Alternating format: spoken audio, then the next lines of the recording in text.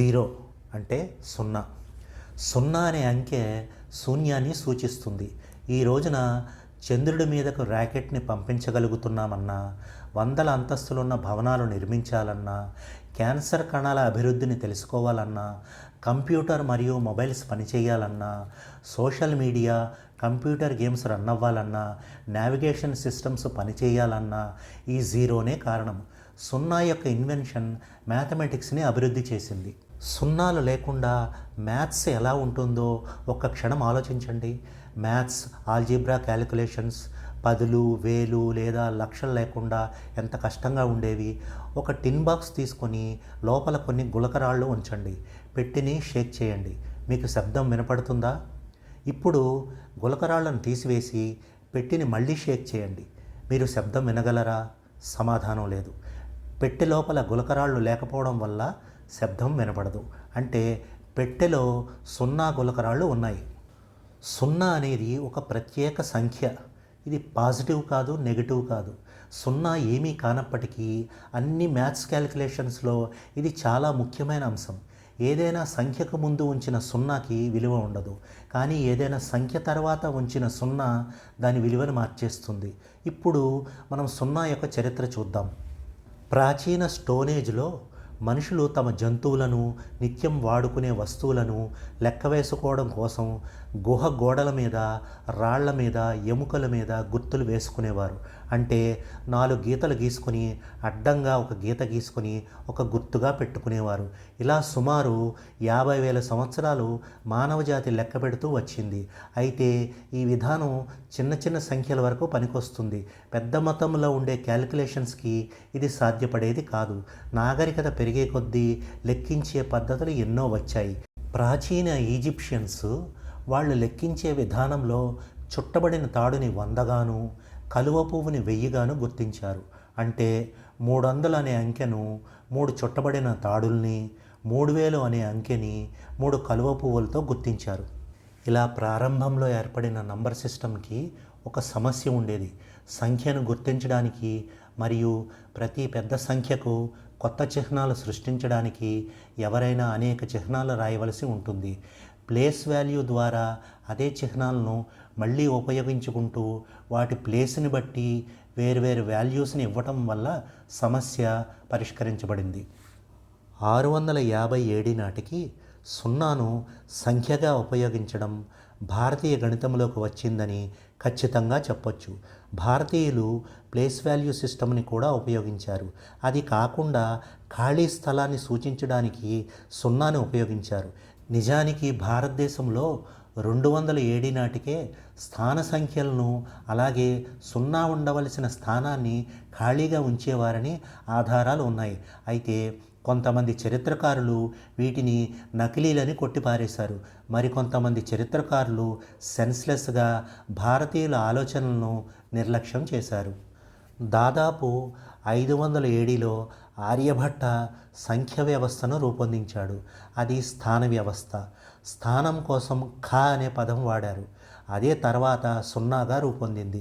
మునుపటి భారత మాన్యుస్క్రిప్ట్స్లో ఖాళీ స్థలాన్ని సూచించడానికి ఒక చుక్క ఉన్నట్లు ఆధారాలు ఉన్నాయి. భారతదేశంలో మొట్టమొదటిసారిగా సున్నాని వాడింది 876 ఏడీలో అని రాయబడింది. ఇది నిజమేనని అందరూ అంగీకరించారు. గ్వాలియర్లోని చతుర్భుజాలయం భారతదేశంలోని అనేక ఇతర పురాతన దేవాలయాల్లో ఒకటి. సున్నాని వ్రాతపూర్వకంగా మొట్టమొదట ఇక్కడ వాడినట్టు ఈ ఆలయం ప్రసిద్ధికెక్కింది. ఈ ఆలయంలోని గోడపై చెక్కబడిన 9వ శతాబ్దపు శాసనంలో స్పష్టంగా కనిపించే సంఖ్య 270 ఉంటుంది. బక్షాలి మాన్యుస్క్రిప్ట్ అని పిలువబడే పురాతన భారతీయ మాన్యుస్క్రిప్ట్ అంటే చేతి రాతతో ఉన్న పత్రం ఒకటి బక్షాలి అనే ఊరిలో 1881లో కనుగొన్నారు. ఇది 9వ శతాబ్దంలో వ్రాయబడిందని పరిశోధకులు భావించారు. కానీ ఇటీవల కార్బన్ డేటింగ్ అనే పద్ధతి ద్వారా ఇది బహుశా 3 లేక 4వ శతాబ్దంలో వ్రాయబడిందని తెలిసింది. ఇది ఇప్పుడు సున్నా యొక్క మొట్టమొదటి నమోదు చేయబడిన సంఘటనగా పరిగణించబడుతుంది. అసలు 7వ శతాబ్దం నాటికే భారతీయ గణిత శాస్త్రజ్ఞులు దశాంశ అనే స్థాన వ్యవస్థను పూర్తిగా తయారు చేశారు. ఇది కేవలం 10 ప్రత్యేక చిహ్నాలతో ఏ సంఖ్యనైనా సూచించగలదు. తర్వాత కొన్ని శతాబ్దాలకి అరబ్ వ్యాపారులు మరియు పండితులు దీన్ని యూరోప్లో వ్యాప్తి చేయడం ప్రారంభించారు. ఈ వ్యవస్థకు మూలమైన సంఖ్య 0. సున్నా లేని పాత స్థానం వ్యవస్థలు 0 స్థానంలో ఖాళీగా ఉంటాయి. దీని వలన 63 మరియు 603కి మధ్య తేడాను గుర్తించడం కష్టమవుతుంది. సున్నాని ఉపయోగించడం అనేది సంఖ్యలను స్పష్టంగా, సులభంగా అర్థం చేసుకోవడంలో సహాయపడుతుంది. మొదటి నుంచి సంఖ్యలు అనేవి వస్తువులను లెక్క పెట్టుకోవడానికి వాడే పదాలు. కానీ మనము సున్నాని కానీ నెగిటివ్ సంఖ్యల్ని కానీ లెక్కించడానికి ఎలా ఉపయోగిస్తాం? అందుకే మొదట్లో సున్నాని ఎప్పుడూ ఒక సంఖ్యగా గుర్తించేవారు కాదు. ఎందుకంటే సున్నాని కానీ నెగిటివ్ అంకెను కానీ సంఖ్యలుగా గుర్తిస్తే వాటితో ఎడిషన్, సబ్స్ట్రాక్షన్, మల్టిప్లికేషన్, డివిజన్ ఎలా చేయాలో అప్పటికి తెలియదు. 3 ముఖ్యమైన పుస్తకాల్లో భారతీయ గణిత శాస్త్రజ్ఞులు బ్రహ్మగుప్తుడు, మహావీరుడు, ఇంకా భాస్కరుడు ఈ ప్రశ్నలకు సమాధానం ఇచ్చేందుకు ప్రయత్నించారు. చాలా కాలానికి సున్నాని ఒక సంఖ్యగా పరిగణలోకి తీసుకున్నారు. ఆర్యభట్ట 5వ శతాబ్దానికి చెందిన ప్రఖ్యాత భారతీయ గణిత శాస్త్రజ్ఞుడు మరియు ఖగోళ శాస్త్రవేత్త అయిన ఆర్యభట్ట మొదటిసారి సున్నాని కనిపెట్టారు. వీరు క్రీస్తు శకం 476 సంవత్సరంలో కేరళలో జన్మించారు. వీరు నలంద విశ్వవిద్యాలయంలో చదివారు. వీరు ఆస్ట్రానమీ, స్పెరికల్ ట్రిగనోమెట్రీ, అర్థమెటిక్ ఇంకా ఆల్జీబ్రాపై పుస్తకాలు రాశారు. 13వ శతాబ్దంలో వీరి గ్రంథాలు లాటిన్లోకి అనువదించబడ్డాయి. ఆర్యభట్ట యొక్క ప్రధాన రచన ఆర్యభటియ. ఆల్జీబ్రా, ట్రిగనోమెట్రీ ఇంకా అర్థమెటిక్ వంటి టాపిక్స్ని కవర్ చేస్తూ 118 శ్లోకాల్లో ఆస్ట్రానమీ మరియు మ్యాథమెటికల్ రూల్స్ని అందించారు. అతను తన పనిలో సున్నాని స్పష్టంగా ఉపయోగించినప్పటికీ సున్నా ప్లేస్లో ఖా అనే పదం వాడి ఆస్ట్రానమీలో గ్రహాల పొజిషన్కి సంబంధించిన క్యాలిక్యులేషన్స్ చేశారు. ఆ తరువాత బ్రహ్మగుప్తుడు క్రీస్తు శకం 650 సంవత్సరంలో సున్నాకి కొన్ని సూత్రాలను నిర్దేశించారు. సున్నాని శూన్యానికి సంకేతంగా వివరించారు. వీరు సున్నాకి, నెగిటివ్ సంఖ్యలకి ఎడిషన్, సబ్స్ట్రాక్షన్, మల్టిప్లికేషన్, డివిజన్ ఎలా చేయాలో ప్రయత్నించిన మొదటి వ్యక్తి. వీరు అందించిన సూత్రాలు ఏంటంటే 1 + 0 = 1, 1 - 0 = 1, 1 × 0 = 0, 1/0 = 0. అయితే వీటిలో ఆఖరిది సరికాదని కాలాంతరంలో నిరూపణ అయ్యింది. ఆ తర్వాత క్రీస్తు శకం 830వ సంవత్సరంలో అంటే బ్రహ్మగుప్తుడు తన కళాఖండాన్ని రాసిన 200 సంవత్సరాల తర్వాత మహావీరుడు అనే గణిత శాస్త్రజ్ఞుడు గణితసార సంగ్రహాన్ని రచించాడు. ఇది బ్రహ్మగుప్తుని పుస్తకం యొక్క రిన్యూవ్డ్ వర్షన్గా రూపొందించబడింది.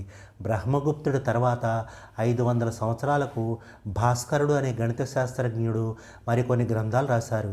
వీరు సున్నాతో డివైడ్ చేయడం గురించి ప్రయత్నించి చివరికి n/0 = అని చెప్పారు. అయితే అప్పటికి భారతీయ గణిత శాస్త్రజ్ఞులు దీనిని ఒప్పుకునే స్థాయికి తీసుకురాలేకపోయారు. భాస్కరుడు సున్నా యొక్క ఇతర లక్షణాలు సరిగ్గా పేర్కొన్నాడు. ఉదాహరణకు √0 = 0. అయితే భారతీయ గణిత శాస్త్రజ్ఞుల అద్భుతమైన ఈ ఆవిష్కరణ ఇస్లామిక్ మరియు అరబిక్ గణిత శాస్త్రజ్ఞులకు అక్కడి నుంచి మరింత పశ్చిమానికి ప్రసారం చేయబడింది. అల్-ఖ్వారిజ్మీ అనే పర్షియన్ గణిత శాస్త్రజ్ఞుడు హిందూ అరబిక్ న్యూమరల్స్ని ఇంకా ఆల్జీబ్రాని యూరోపియన్ మ్యాథమెటిక్స్కి పరిచయం చేశాడు. అతని పేరుని అతను పర్షియన్లో రాసిన పుస్తకాల పేర్లని లాటిన్లోకి తర్జుమా చేసినప్పుడు అక్కడ లాటిన్ భాషలో వచ్చిన పదాలు అల్గోరిథం ఇంకా ఆల్జీబ్రాగా తయారయ్యాయి. అవే ఇప్పటికీ వాడుకలో కొనసాగుతున్నాయి. ఈ అల్-ఖ్వారిజ్మీ రాసిన 2వ పుస్తకం పేరుని ఇంగ్లీష్లోకి ట్రాన్స్లేట్ చేస్తే Al-Khwarizmi concerning the Hindu art of reckoning అని అంటారు. అందులో డెసిమల్ సిస్టమ్ గురించి మరియు భారతీయ స్థాన విలువ సంఖ్య వ్యవస్థ ఈ సంఖ్యల ఆధారంగా పనిచేస్తుందని వివరించారు. అవి 1, 2, 3, 4, 5, 6 7, 8, 9 మరియు 0. ఇప్పుడు ఈ సిస్టమ్నే ప్రపంచం మొత్తం అనుసరిస్తోంది. ఎబ్న్ ఎజ్రా అనే స్పెయిన్ అతను భారతీయ చిహ్నాలు మరియు డెసిమల్ సిస్టమ్ తీసుకురావడానికి సహాయపడిన సంఖ్యలపై 3 గ్రంథాలను రాశాడు. ఆ తర్వాత ఈ సిద్ధాంతం మొదటగా చైనా దేశానికి, అటు తర్వాత అరేబియా, టర్కీ, ఈజిప్టు, ఇరాక్ మరియు ఇరాన్ దేశాలకు వ్యాపించింది. అటు తర్వాత 12వ శతాబ్దానికి యూరోప్ దేశాల వారు జీరోని అంగీకరించారు అని ఎందుకు చెప్పాల్సి వస్తుందంటే వాళ్ళు ముందు అసలు సున్నాని అంగీకరించలేదు. కారణం వారి ప్రకారం ఉన్నదంతా భగవంతుడేనని, భగవంతుడు కాని విషయాన్ని దెయ్యంగా భావించి సున్నా అంటే శూన్యమని, అది భగవంతుడు కాదు కాబట్టి వారు సున్నాని ఒక సంఖ్యగా గుర్తించడానికి అంగీకరించలేదు. క్రీస్తు శకము 1202 సంవత్సరంలో ఇటాలియన్ గణిత శాస్త్రవేత్త ఫిబోనాచి జీరోను ఉపయోగించే విధానాలను ప్రచారం చేసి ఇటాలియన్ వ్యాపారులను, జర్మనీ బ్యాంకులను జీరోను వాడేలా చేశారు. అలా చేయటం వల్ల వాళ్ళ అకౌంట్స్ కరెక్ట్గా బ్యాలెన్స్ అయ్యాయి. అటు తర్వాత 16వ శతాబ్దంలో ఫ్రెంచ్ శాస్త్రవేత్త రెనే డెస్కార్టిస్ కార్టీషియన్ కోఆర్డినేట్ను ప్రతిపాదించడానికి జీరోని ఉపయోగించారు. క్యాల్కులస్ని అభివృద్ధి చేసిన లేబినిజ్ మరియు న్యూటన్ జీరోని అర్థం చేసుకుని తమ సిద్ధాంతాలను అభివృద్ధి చేశారు. శతాబ్దాలుగా జీరోని ఎలా పిలిచారో చూడండి. భారత్లో అయితే శూన్య అని, మిడిల్ ఈస్ట్లో అయితే సిఫ్ర్ అని, ఫ్రాన్స్లో అయితే జెఫెరో అని, ఇటలీలో అయితే జెరావో అని, ఇంగ్లీష్లో అయితే జీరో అని పిలిచేవారు. శూన్యత ఎలా అయితే శూన్యంలో నుంచి ఈ విశ్వమంతా ప్రకటితమైందో అలానే జీరో నుంచి ఎన్నో ఉత్తమమైన అద్భుతమైన విషయాలు ఉద్భవించాయి. ఈ రోజున మనము ఎంతవరకు కంప్యూటర్స్ మీద ఆధారపడి జీవిస్తున్నామో చెప్పనవసరం లేదు. కంప్యూటర్స్కి ఆధారమైన బైనరీ న్యూమరికల్ సిస్టము జీరో వల్లనే ఏర్పడింది. అలెగ్జాండర్ ది గ్రేట్ భారతదేశ పర్యటన గురించిన కథ అందరికీ తెలిసిందే. ప్రపంచ విజేతను అనుకునే అలెగ్జాండర్ నగ్నంగా ఒక రాతిపై కూర్చుని ఆకాశం వైపు చూస్తూ ఉన్న ఒక యోగిని కలిసినప్పుడు, మీరు ఏమి చేస్తున్నారు అని అడిగాడు. నేను శూన్యతను అనుభవిస్తున్నాను. నువ్వేం చేస్తున్నావు అని ఆ యోగి బదులిచ్చారు. నేను ప్రపంచాన్ని జయిస్తున్నాను అని అలెగ్జాండర్ అన్నాడు. వాళ్ళిద్దరూ నవ్వుకున్నారు. ఒకరినొకరు మూర్ఖులుగా భావించి తమ జీవితాన్ని వృధా చేసుకుంటున్నారు అని భావించారు. ఈ కథ గ్వాలియర్లోని చతుర్భుజాలయం గోడపై మొదటి సున్నా రాయబడడానికి చాలా కాలం ముందు జరుగుతుంది. కానీ ఆ అవధూత ఏమీ లేని దానిపై ధ్యానం చేయడం వాస్తవానికి అంకెల ఆవిష్కరణతో సంబంధం కలిగి ఉంటుంది. భారతీయులు అనేక ఇతర సంస్కృతుల ప్రజల్లా కాకుండా అప్పటికే తాత్వికంగా ఏమీ లేని భావనకు తెరతీశారు. ధ్యానం మరియు మనసును ఖాళీ చేయడాన్ని ప్రోత్సహించడానికి యోగా వంటి వ్యవస్థలు అభివృద్ధి చేయబడ్డాయి. బౌద్ధ మరియు హిందూ మతాలు రెండూ తమ బోధనలో భాగంగా శూన్యమనే భావనను స్వీకరించాయి. మనిషి నిమిషానికి సుమారు 50 ఆలోచనలు చేస్తాడు. ధ్యానం ఈ ఆలోచన ప్రక్రియను సున్నా దగ్గరికి చేరుస్తుంది. సున్నా యొక్క భౌతిక వ్యక్తీకరణే శూన్యత. టావో మాట్లాడుతూ, గది గోడల వల్ల కాదు, గదిలోని శూన్యత వల్ల ఉపయోగం ఉంటుంది. ఒక వ్యక్తి తన ముందస్తు ఆలోచన నుండి ఖాళీగా మారితే తప్ప ఆ వ్యక్తి ఏదైనా కొత్తగా నేర్చుకోలేడు అని అంటారు.